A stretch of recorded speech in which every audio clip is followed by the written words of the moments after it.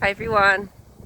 I know you're used to, especially lately, a lot of serious messages, but I wanted to share this beautiful nature with you guys.